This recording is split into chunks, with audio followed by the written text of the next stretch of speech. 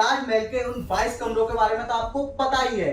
अब Allahabad high court ने कहा है कि कल को आप कहेंगे हमें जज के चेंबर में भी जाना है। क्या है पूरा माजरा बता दें हम आपको। मैं विजय कुशवाहा, आप देख रहे हैं लीगल न्यूज।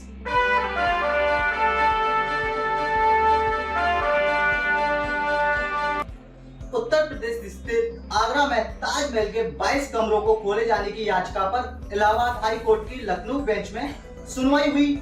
इस याचिका में अदालत से मांग की गई है कि सालों से बंद पड़े 22 कमरों को खुलवाया जाए और आर्कियोलॉजिकल सर्वे ऑफ इंडिया यानी ASI से उसकी जांच कराई जाए। सुनवाई के दौरान अदालत ने याचिकाकर्ताओं से कहा कि वह अपनी याचिका तक ही सीमित रहें। आज आप ताजमहल के कमरों को देखने की मांग कर रहे हैं, कल को आप कहेंगे कि हमें जज के चेंबर में भी जाना है।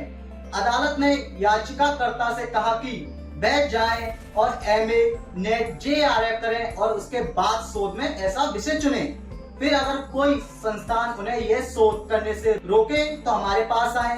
हाई कोर्ट की लखनऊ बेंच में जस्टिस DK उपाध्याय और सुहास विद्यार्थी की बेंच ने मामले की सुनवाई की।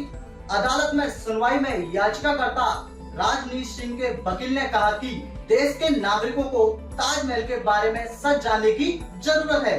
याचिकाकर्ता ने कहा, मैं कई RTI लगा चुका हूं, मुझे पता चला है कि कई कमरे बंद हैं और प्रशासन की ओर से बताया गया है कि ऐसा सुरक्षा कारणों की वजह से किया गया है। याचिकाकर्ता ने कहा कि अगर कोई चीज ताजमहल में छुपाई गई है तो उसकी जानकारी जनता को होनी चाहिए। वहीं वकील ने कहा कि मैंने औरंगजेब की एक चिट्ठी देखी है जो उसने अपने अब्बा के लिए लिखी थी।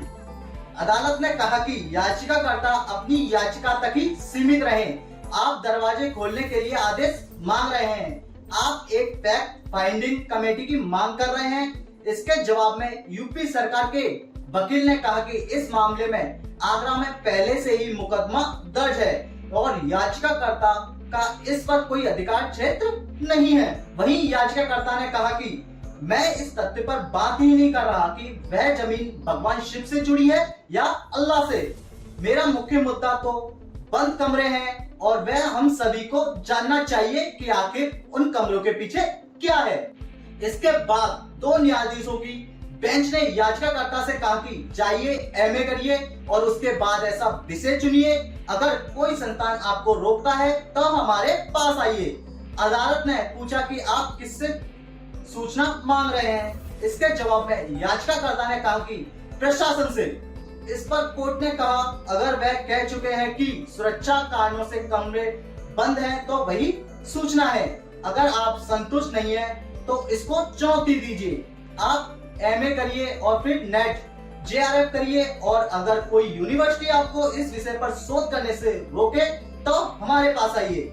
अदालत ने कहा कि क्या आप मानते हैं कि ताजमहल शाहजहां ने ही बनवाया? क्या हम यहाँ कोई फैसला सुनाने आए हैं कि इसे किसने बनवाया या ताजमहल की उम्र क्या है?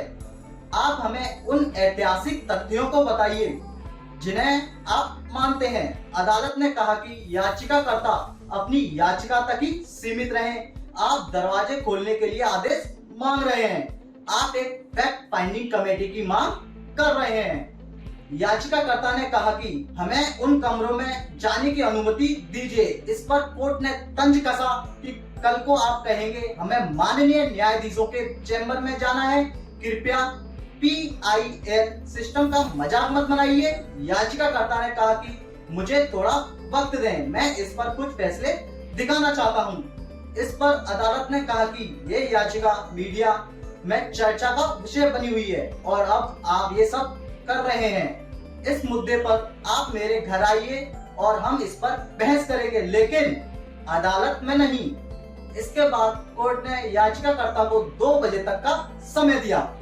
इलाहाबाद हाई कोर्ट ने यह मुद्दा क्यों उठाया है? यदि ताजमहल बाकी में शाहजहां ने बनवाया है या फिर इसमें हिंदुओं का कोई महत्व है तो उन 22 कमरों को जरूर खोलना चाहिए और उनकी जांच की जानी चाहिए। आपको क्या लगता है? आप अपनी राय हमें कमेंट बॉक्स में दें। मिलते हैं आपसे अगली खबर में कल से कल तक।